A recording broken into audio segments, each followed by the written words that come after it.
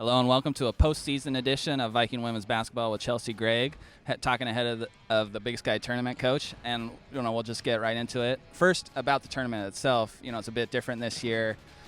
Previous years, it was you pretty much had to finish the regular season and go directly to the tournament. Now this year, you have 5 days off. What are you trying to do to make this week impactful for sure? Yeah, I think, it doesn't feel like 5 days off, I'll let you know that, but that's all right. Definitely a lot better. I know in the past we've even had to go straight from playing on the road end of season to the tournament, and so have other people. That wasn't just unique to our situation, but it always made it a little bit challenging. So it was nice to be able to come back home, have a few days here. We'll head out tomorrow afternoon and then be ready to go on Saturday. But I like it. I also really enjoyed when we got the opportunity to see the men early at Reno. And so to have them in that same space right away, we're excited to also be present to support the men's team. And what's the sense within the team of, you do have a little bit of a time to have a breather after the end of the regular season. Like, I'm sure you guys want to be, a factor at the tournament, not just a participant, certainly. Absolutely. And I think, that 3-game stretch where you have 3 in 1 week, everybody had it. Just when in the season did it come, and ours was at the end. And the top 3 or 4 teams.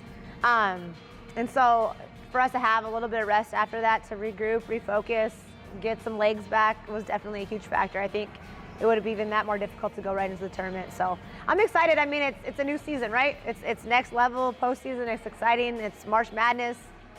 That's, termed that way for a reason. So I think especially how we've seen the Big Sky, we've had some dominance by the top couple teams, but then pretty wide open.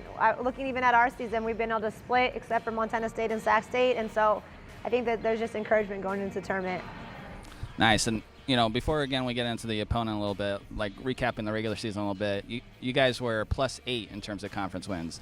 I don't know how much you knew about this, but that's the best year-to-year turnaround in program history, tied for the second best in conference history.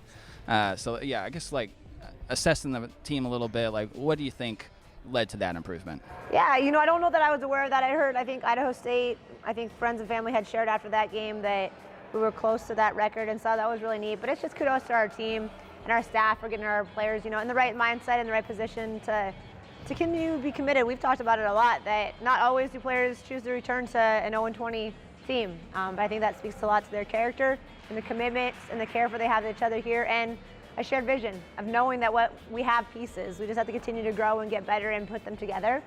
And so, just compliments to the team for staying loyal and continuing to get better. Preseason 10, we all know that preseason rankings don't really mean anything. It's how you finish. But really encouraged that we were able to get that 7th seed. And just we got to continue to progress. We're not done yet, and we want to have that mentality that we're not settling, we're not happy with those wins. We're thankful for the success and the hard work that went into that, but we're not ready to be done. And, one final question before we get into Saturday's opponent, but news as of today, Esmeralda Morales on the All-Big Sky second team. She earned that with ranking in the top 15 of the conference in 9 different statistical categories. She was top 5 in 6 of those, including scoring. So just a few words on Esme and that accomplishment. Yeah, and I think with Esme, she has the stats to support that kind of voting, but also just the intangibles of her leadership qualities, how she relates to her teammates, the work that she puts in daily. It's really unmatched. And so I'm really encouraged and excited for her to be able to be recognized in that way, because she's definitely just that kind of teammate and person that puts it all out there and is 100% committed. So to see her earn that respect from the conference is awesome. All right, we'll finally get into Saturday's opponent. You guys open up against Idaho State, the 8th seed. You split against Idaho State during the regular season, both teams winning at home. Both were close games, both low-scoring games, but you kind of throw everything out on a third time facing a team. So I guess what can you anticipate from this? Yeah, I think it's an exciting matchup. I think that we're different teams, different styles. Their defense is incredible and really hard to play against, and we had trouble scoring, so that's been our focus this week. Defensively, we're able to hold them. They run some good stuff, but I think the physicality is going to be the key. Physicality and rebounding. Can we keep them off the glass, limit second chance opportunities, and can we defend without fouling? I think are going to be the key factors for us. All right, there it is. It's a first-round matchup against Idaho State Saturday at 1:30 p.m. Pacific time, 2:30 p.m. Mountain time. If the Vikings win, they'll face second-seeded Montana State on Sunday at the exact same time. All games at the tournament leading up to the championship game will be on ESPN+. For all that information and more, visit govikes.com. Go Vikes, come through.